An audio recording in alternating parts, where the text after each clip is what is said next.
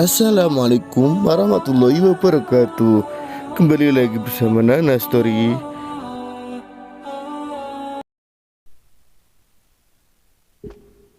Assalamualaikum semuanya. Semoga Allah senantiasa memberikan keberkahan kepada kita semua. Amin ya robbal alamin.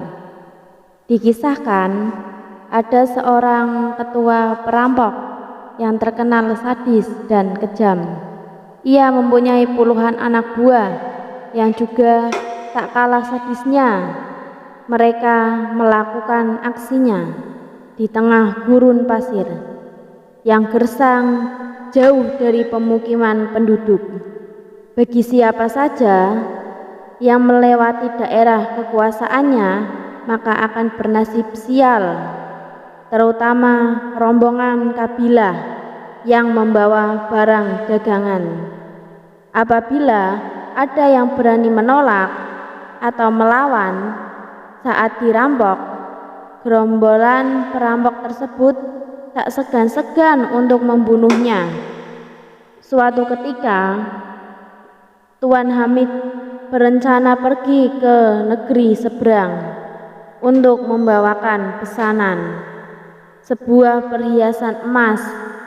Namun, Tuan Hamid ragu untuk melakukannya, sebab ia harus melewati gurun pasir yang merupakan kawasan komplotan perampok. Ia pun bingung dengan situasi yang dialaminya. Sementara itu, ia juga harus mengirimkan emas pesanan secepatnya. Setelah merenung agak lama, terlintas di benaknya sosok Abu Nawas. Semoga saja dia bisa membantuku, pikir Tuan Hamid. Ia pun lantas pergi menemui Abu Nawas.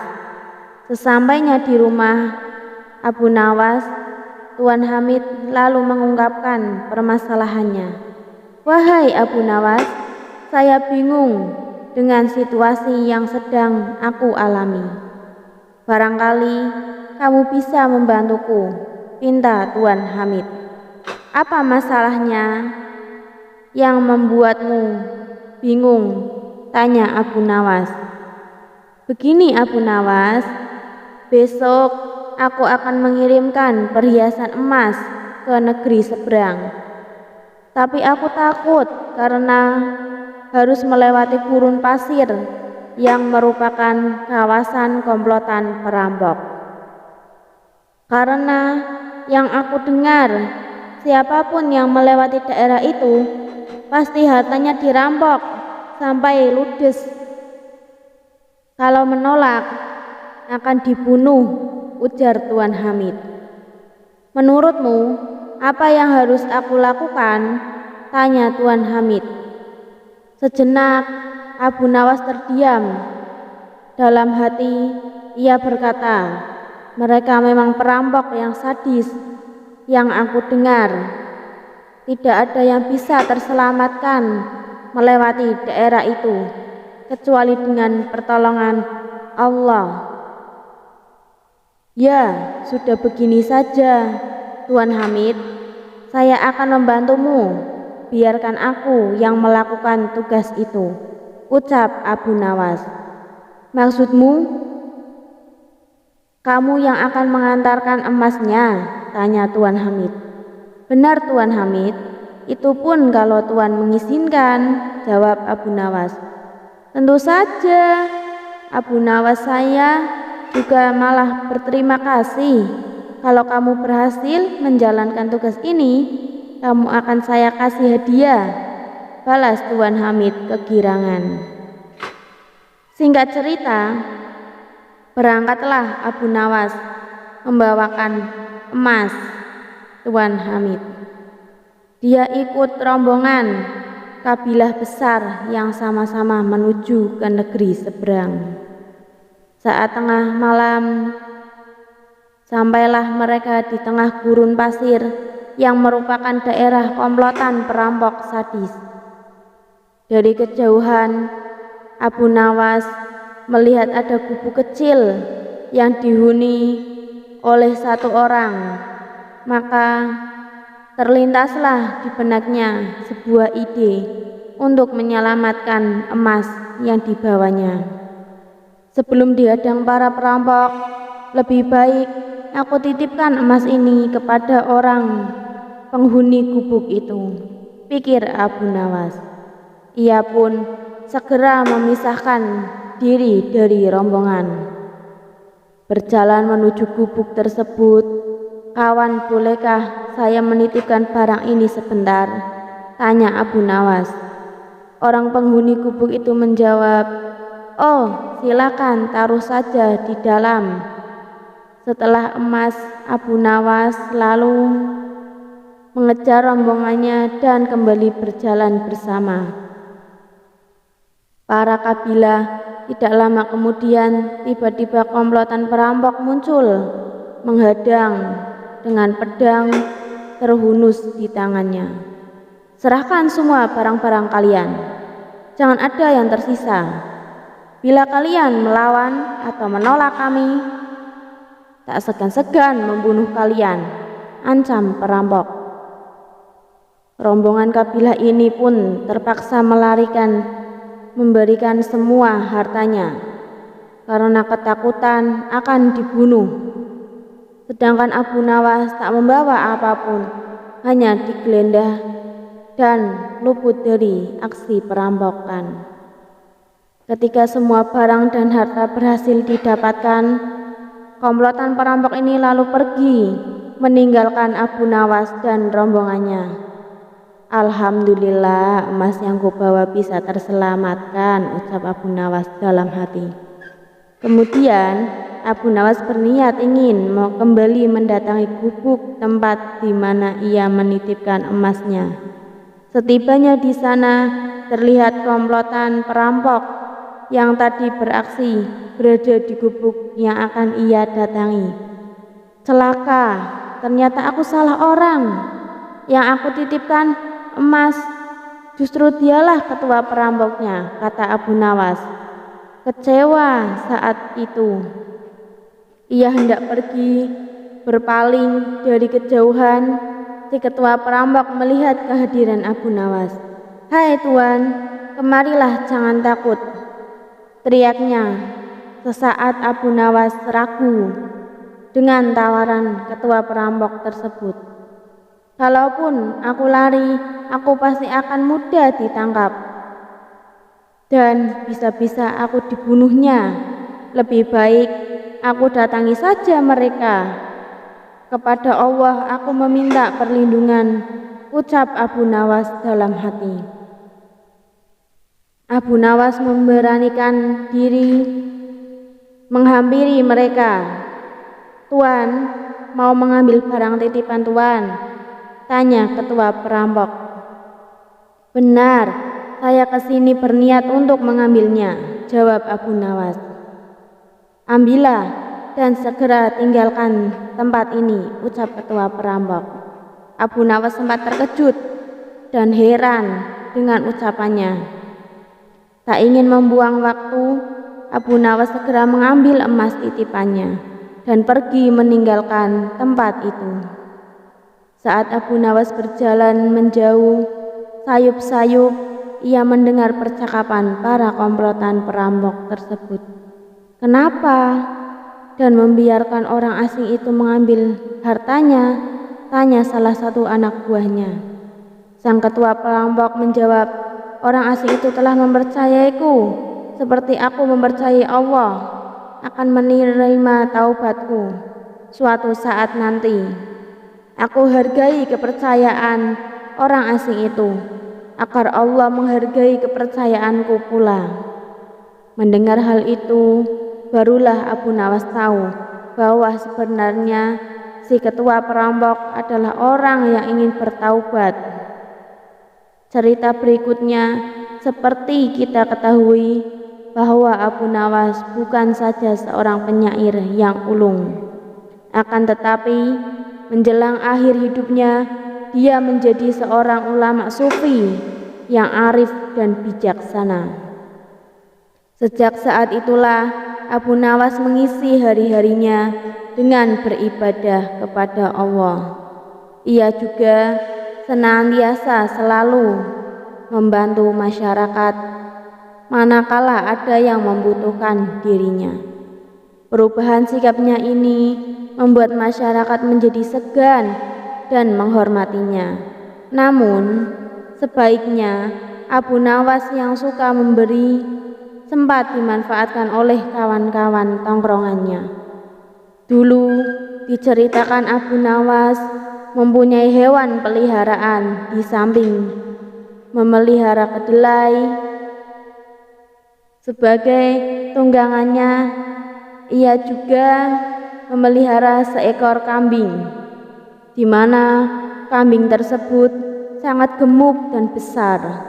Tak pernah terlintas di benak Abu Nawas niatnya juga menyembelihnya.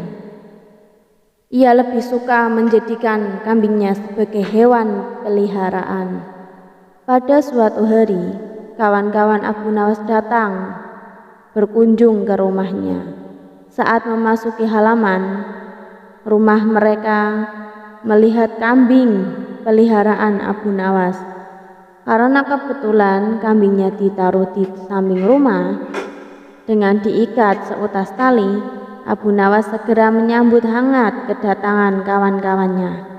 Itu setelah mengobrol ke sana kemari, salah satu kawannya berkata kepada Abu Nawas, "Kambing punyamu hebat sekali Abu Nawas, gemuk dan juga sehat. Bagaimana kalau kita berpesta? Kita sembelih saja kambing itu," utas kawan lainnya. "Iya, saya setuju. Dagingnya pasti lezat dan enak," timbal kawan satunya. Dengar perkataan teman-temannya, Abu Nawas mencoba mengelak. "Kambing saya itu begitu gemuk, belum terlalu besar," kata Abu Nawas. Beralasan bagaimanapun, Abu Nawas sangat menyayangi kambingnya. Ia tidak sampai hati jika harus disembelihkan. Bahkan saat ia membeli kambing tersebut di pasar, tidak ada sekalipun niatan untuk menyembelihnya.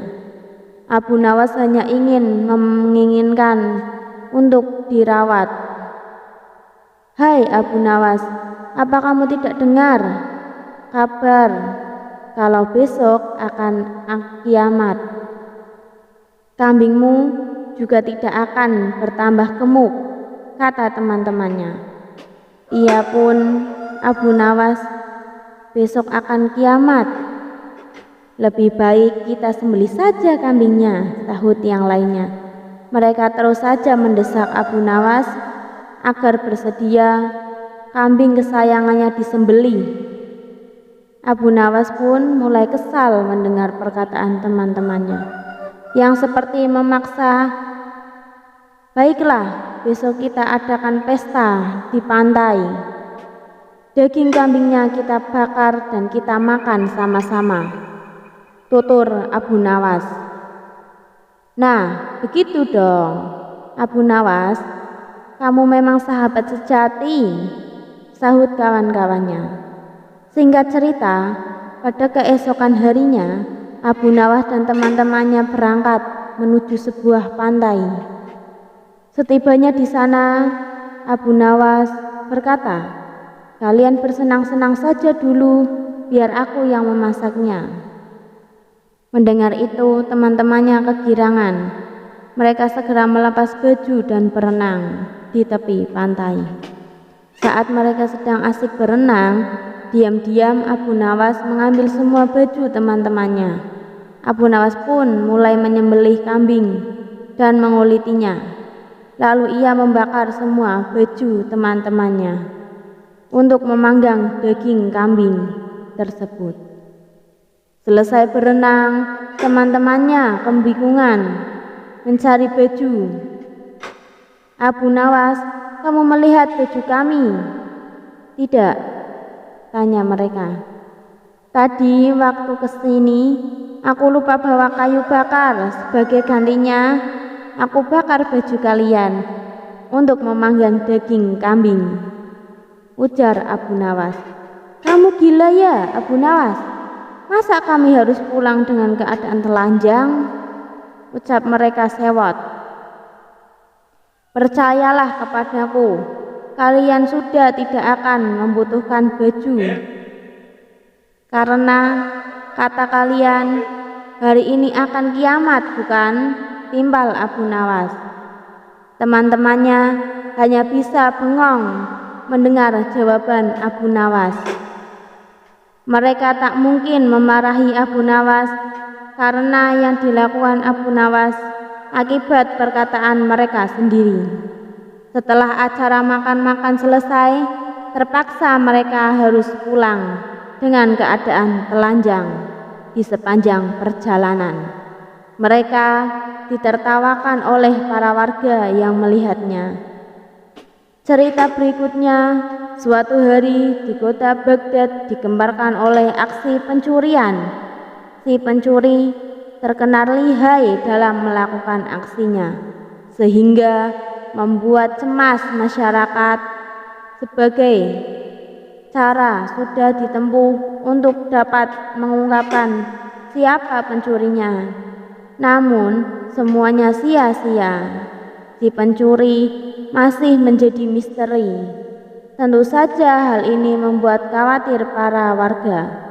Sampai pada suatu ketika rumah saudagar kaya menjadi sasaran aksinya. Perhiasan dan barang-barang mewah milik saudagar kaya berhasil digundul oleh si pencuri. Padahal rumah si saudagar kaya dijaga ketat oleh para penjaga. Tapi karena si pencuri sangat lihai, ia bisa dengan leluasa mengambil seluruh barang berharga miliknya. "Aku sangat penasaran siapa sih pelakunya," kata saudagar kaya dalam hati. Lalu ia pun membuat sayembara untuk menangkap si pencuri tersebut. Ia berjanji akan memberikan semua harta yang dicurinya bagi siapa saja yang bisa menemukan pelakunya. Begitu sayembara diumumkan, tentu saja banyak warga yang ikut mendaftar. Bagaimana tidak, hadiah yang ditawarkan sangat menggiurkan. Setelah seminggu berlalu, tidak ada satupun yang bisa mengungkap siapa pelakunya.